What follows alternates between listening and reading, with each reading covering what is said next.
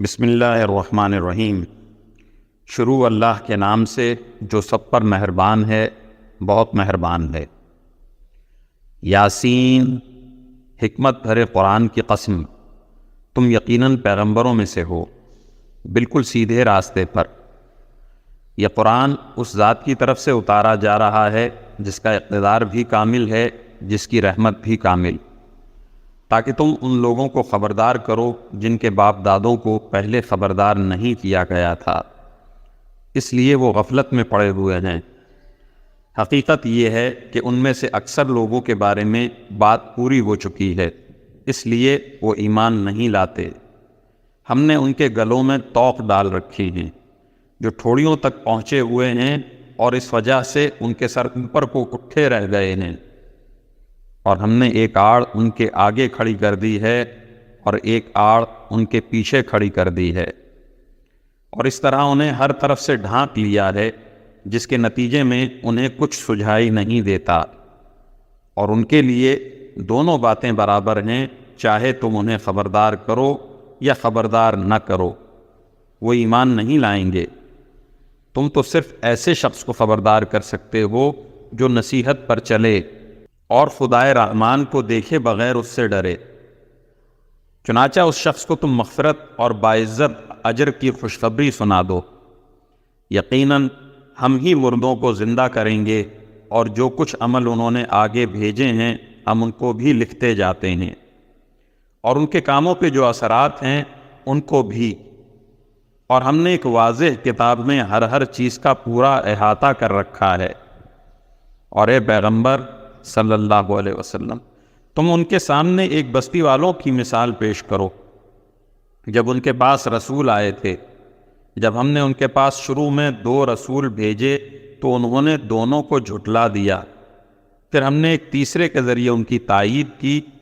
اور ان سب نے کہا کہ یقین جانو ہمیں تمہارے پاس رسول بنا کر بھیجا گیا ہے۔ انہوں نے کہا تمہاری حقیقت اس کے سوا کچھ بھی نہیں کہ تم ہم جیسے ہی آدمی ہو، اور خدائے رحمان نے کوئی چیز نازل نہیں کی ہے اور تم سراسر جھوٹ بول رہے ہو۔ ان رسولوں نے کہا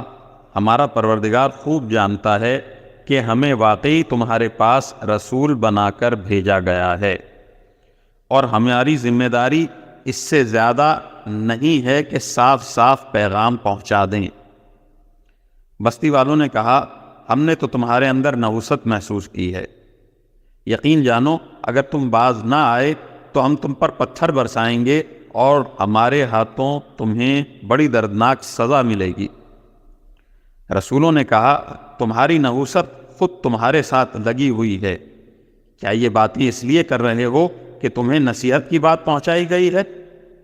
اصل بات یہ ہے کہ تم خود حد سے گزرے ہوئے لوگ ہو۔ اور شہر کے پرلے علاقے سے ایک شخص دوڑتا ہوا آیا، اس نے کہا اے میری قوم کے لوگوں، ان رسولوں کا کہنا مان لو، ان لوگوں کا کہنا مان لو جو تم سے کوئی اجرت نہیں مانگ رہے اور وہ صحیح راستے پر ہیں، اور بھلا میں اس ذات کی عبادت کیوں نہ کروں جس نے مجھے پیدا کیا ہے، اور اسی کی طرف تم سب کو واپس بھیجا جائے گا۔ بھلا کیا اسے چھوڑ کر میں ایسوں کو معبود مانوں کہ خدائے رحمان مجھے کوئی نقصان پہنچانے کا ارادہ کر لے تو ان کی سفارش میرے کسی کام نہ آئے اور نہ وہ مجھے چھڑا سکیں؟ اگر میں ایسا کروں گا تو یقیناً میں کھلی گمراہی میں مبتلا ہو جاؤں گا۔ میں تو تمہارے پروردگار پر ایمان لا چکا، اب تم بھی میری بات سن لو۔ آخرکار بستی والوں نے اس کو قتل کر دیا، اور اللہ تعالیٰ کی طرف سے اس سے کہا گیا کہ جنت میں داخل ہو جاؤ۔ اس نے جنت کی نعمتیں دیکھ کر کہا کہ کاش میری قوم کو معلوم ہو جائے کہ میرے پروردگار نے کس طرح میری بخشش کی ہے اور مجھے باعزت لوگوں میں شامل کیا ہے۔ اور اس شخص کے بعد ہم نے اس کی قوم پر آسمان سے کوئی لشکر نہیں اتارا، اور نہ ہمیں اتارنے کی ضرورت تھی، وہ تو بس ایک ہی چنگھاڑ تھی جس سے وہ ایک دم بجھ کر رہ گئے۔ افسوس ہے ایسے بندوں کے حال پر، ان کے پاس کوئی رسول ایسا نہیں آیا جس کا وہ مذاق نہ اڑاتے رہے ہوں۔ کیا انہوں نے نہیں دیکھا کہ ان سے پہلے ہم کتنی قوموں کو اس طرح ہلاک کر چکے ہیں کہ وہ ان کے پاس لوٹ کر نہیں آتے۔ اور یہ جتنے لوگ ہیں ان سبھی کو اکٹھا کر کے ہمارے سامنے حاضر کیا جائے گا، اور ان کے لیے ایک نشانی وہ زمین ہے جو مردہ پڑی ہوئی تھی، ہم نے اسے زندگی عطا کی اور اس سے غلہ نکالا جس کی خوراک یہ کھاتے ہیں، اور ہم نے اس زمین میں کھجوروں اور انگوروں کے باغ پیدا کیے اور ایسا انتظام کیا کہ اس میں سے پانی کے چشمے پھوٹ نکلے تاکہ یہ اس کی پیداوار میں سے کھائیں، حالانکہ اس کو ان کے ہاتھوں نے نہیں بنایا تھا۔ کیا پھر بھی یہ شکر ادا نہیں کریں گے؟ پاک ہے وہ ذات جس نے ہر چیز کے جوڑے جوڑے پیدا کیے ہیں، اس پیداوار کے بھی جو زمین اگاتی ہے، اور خود ان انسانوں کے بھی اور ان چیزوں کے بھی جنہیں یہ لوگ ابھی جانتے تک نہیں ہیں۔ اور ان کے لیے ایک اور نشانی رات ہے، ہم اس پر سے دن کا چھلکا اتار لیتے ہیں تو وہ یکایک اندھیرے میں رہ جاتے ہیں، اور سورج اپنے ٹھکانے کی طرف چلا جا رہا ہے۔ یہ سب اس ذات کا مقرر کیا ہوا انتظام ہے جس کا اقتدار بھی کامل ہے، جس کا علم بھی کامل۔ اور چاند ہے کہ ہم نے اس کی منزلیں ناپ تول کر مقرر کر دی ہیں، یہاں تک کہ وہ جب ان منزلوں کے دورے سے لوٹ کر آتا ہے تو کھجور کی پرانی ٹہنی کی طرح پتلا ہو کر رہ جاتا ہے۔ نہ تو سورج کی یہ مجال ہے کہ وہ چاند کو جا پکڑے، اور نہ رات دن سے آگے نکل سکتی ہے، اور یہ سب اپنے اپنے مدار میں تیر رہے ہیں۔ اور ان کے لیے ایک اور نشانی یہ ہے کہ ہم نے ان کی اولاد کو بھری ہوئی کشتی میں سوار کیا، اور ہم نے ان کے لیے اسی جیسی اور چیزیں بھی پیدا کی جن پر یہ سواری کرتے ہیں، اور اگر ہم چاہیں تو انہیں غرق کر ڈالیں، جس کے بعد نہ تو کوئی ان کی فریاد کو پہنچے اور نہ ان کی جان بچائی جا سکے۔ لیکن یہ سب ہماری طرف سے ایک رحمت ہے اور ایک معین وقت تک زندگی کا مزہ اٹھانے کا موقع ہے جو انہیں دیا جا رہا ہے۔ اور جب ان سے کہا جاتا ہے کہ بچو اس عذاب سے جو تمہارے سامنے ہے اور جو تمہارے مرنے کے بعد آئے گا تاکہ تم پر رحم کیا جائے، تو وہ ذرا کان نہیں دھرتے، اور ان کے پروردگار کی نشانیوں میں سے کوئی نشانی ایسی نہیں آتی جس سے وہ منہ نہ موڑ لیتے ہوں۔ اور جب ان سے کہا جاتا ہے کہ اللہ نے تمہیں جو رزق دیا ہے اس میں سے غریبوں پر بھی خرچ کرو، تو یہ کافر لوگ مسلمانوں سے کہتے ہیں کیا ہم ان لوگوں کو کھانا کھلائیں جنہیں اگر اللہ چاہتا تو خود کھلا دیتا؟ مسلمانوں، تمہاری حقیقت اس کے سوا کچھ بھی نہیں کہ تم کھلی گمراہی میں پڑے ہوئے ہو۔ اور کہتے ہیں کہ یہ قیامت کا وعدہ کب پورا ہوگا؟ مسلمانوں بتاؤ اگر تم سچے ہو،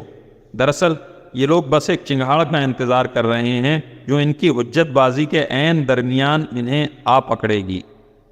پھر نہ یہ کوئی وصیت کر سکیں گے اور نہ اپنے گھر والوں کے پاس لوٹ کر جا سکیں گے۔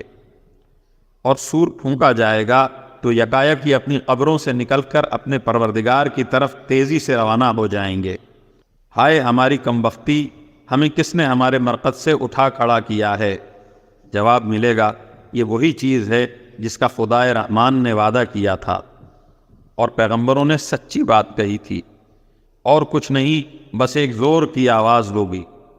جس کے بعد یہ سب کے سب ہمارے سامنے حاضر کر دیے جائیں گے۔ چنانچہ اس دن کسی شخص پر کوئی ظلم نہیں ہوگا اور تمہیں کسی اور چیز کا نہیں بلکہ انہی کاموں کا بدلہ ملے گا جو تم کیا کرتے تھے۔ جنت والے لوگ اس دن یقیناً اپنے مشغلے میں مگن ہوں گے، وہ اور ان کی بیویاں گھنے سایوں میں آرام دہ نشستوں پر ٹیک لگائے ہوئے ہوں گے، وہاں ان کے لیے میوے ہوں گے اور انہیں ہر وہ چیز ملے گی جو وہ منگوائیں گے۔ رحمت والے پروردگار کی طرف سے انہیں سلام کہا جائے گا، اور کافروں سے کہا جائے گا کہ اے مجرموں، آج تم مومنوں سے الگ ہو جاؤ۔ اے آدم کے بیٹو، کیا میں نے تمہیں یہ تاکید نہیں کر دی تھی کہ تم شیطان کی عبادت نہ کرنا، وہ تمہارا کھلا دشمن ہے، اور یہ کہ تم میری عبادت کرنا، یہی سیدھا راستہ ہے۔ اور حقیقت یہ ہے کہ شیطان نے تم میں سے ایک بڑی خلقت کو گمراہ کر ڈالا، تو کیا تم سمجھتے نہیں تھے؟ یہ ہے وہ جہنم جس سے تمہیں ڈرایا جاتا تھا، آج اس میں داخل ہو جاؤ کیونکہ تم کفر کیا کرتے تھے۔ آج کے دن ہم ان کے منہ پر مہر لگا دیں گے اور ان کے ہاتھ ہم سے بات کریں گے اور ان کے پاؤں گواہی دیں گے کہ وہ کیا کمائی کیا کرتے تھے، اور اگر ہم چاہیں تو یہیں دنیا میں ان کی آنکھیں ملیا میٹ کر دیں، پھر یہ راستے کی تلاش میں بھاگے پھریں لیکن انہیں کہاں کچھ سجھائی دے گا، اور اگر ہم چاہیں تو ان کی اپنی جگہ پر بیٹھے بیٹھے ان کی صورتیں اس طرح مست کر دیں کہ یہ نہ آگے بڑھ سکیں اور نہ پیچھے لوٹ سکیں، اور ہم جس شخص کو لمبی عمر دیتے ہیں اسے تخلیقی اعتبار سے الٹ ہی دیتے ہیں۔ کیا پھر بھی انہیں عقل نہیں آتی؟ اور ہم نے اپنے ان پیغمبروں کو نہ شاعری سکھائی ہے اور نہ وہ ان کے شایان شان ہے، یہ تو بس ایک نصیحت کی بات ہے، اور ایسا قرآن جو حقیقت کو کھول کھول کر بیان کرتا ہے تاکہ ہر اس شخص کو خبردار کرے جو زندہ ہو، اور تاکہ کفر کرنے والوں پر حجت پوری ہو جائے۔ اور کیا انہوں نے یہ نہیں دیکھا کہ ہم نے اپنے ہاتھوں کی بنائی ہوئی چیزوں میں سے ان کے لیے مویشی پیدا کیے اور یہ ان کے مالک بنے ہوئے ہیں، اور ہم نے ان مویشیوں کو ان کے قابو میں دے دیا ہے، چنانچہ ان میں سے کچھ وہ ہیں جو ان کی سواری بنے ہوئے ہیں اور کچھ وہ ہیں جنہیں یہ کھاتے ہیں، نیز ان کو ان مویشیوں سے اور بھی فوائد حاصل ہوتے ہیں اور پینے کی چیزیں ملتی ہیں، کیا پھر بھی یہ شکر نہیں بجا لائیں گے؟ اور انہوں نے اللہ کو چھوڑ کر اس امید پر دوسرے خدا بنا رکھے ہیں کہ انہیں ان سے مدد ملے، حالانکہ ان میں یہ طاقت ہی نہیں ہے کہ ان کی مدد کر سکیں، بلکہ وہ ان کے لیے ایک ایسا مخالف لشکر بنیں گے جسے قیامت میں ان کے سامنے حاضر کر لیا جائے گا۔ غرض اے پیغمبر صلی اللہ علیہ وسلم، ان کی باتیں تمہیں رنجیدہ نہ کریں، یقین جانو ہمیں سب معلوم ہے یہ کیا کچھ چھپاتے ہیں اور کیا کچھ ظاہر کرتے ہیں۔ اور کیا انسان نے یہ نہیں دیکھا کہ ہم نے اسے نطفے سے پیدا کیا تھا، پھر اچانک وہ کھلم کھلا جھگڑا کرنے والا بن گیا؟ ہمارے بارے میں تو وہ باتیں بتاتا ہے اور خود اپنی پیدائش کو بھلا بیٹھا ہے، کہتا ہے کہ ان ہڈیوں کو کون زندہ کرے گا جب یہ گل چکی ہوں گی؟ کہہ دو کہ ان کو وہی زندہ کرے گا جس نے انہیں پہلی بار پیدا کیا تھا، اور وہ پیدا کرنے کا ہر کام جانتا ہے، وہی ہے جس نے تمہارے لیے سرسبز درخت سے آگ پیدا کر دی ہے، پھر تم ذرا سی دیر میں اس سے سلگانے کا کام لے لیتے ہو۔ بھلا جس ذات نے آسمانوں اور زمین کو پیدا کیا ہے، کیا وہ اس بات پر قادر نہیں ہے کہ ان جیسوں کو دوبارہ پیدا کر سکے؟ کیوں نہیں، جبکہ وہ سب کچھ پیدا کرنے کی پوری مہارت رکھتا ہے۔ اس کا معاملہ تو یہ ہے کہ جب وہ کسی چیز کا ارادہ کر لے تو صرف اتنا کہتا ہے کہ ہو جا، بس وہ ہو جاتی ہے۔ غرض پاک ہے وہ ذات جس کے ہاتھ میں ہر چیز کی حکومت ہے، اور اسی کی طرف تم سب کو آخر کار لے جایا جائے گا۔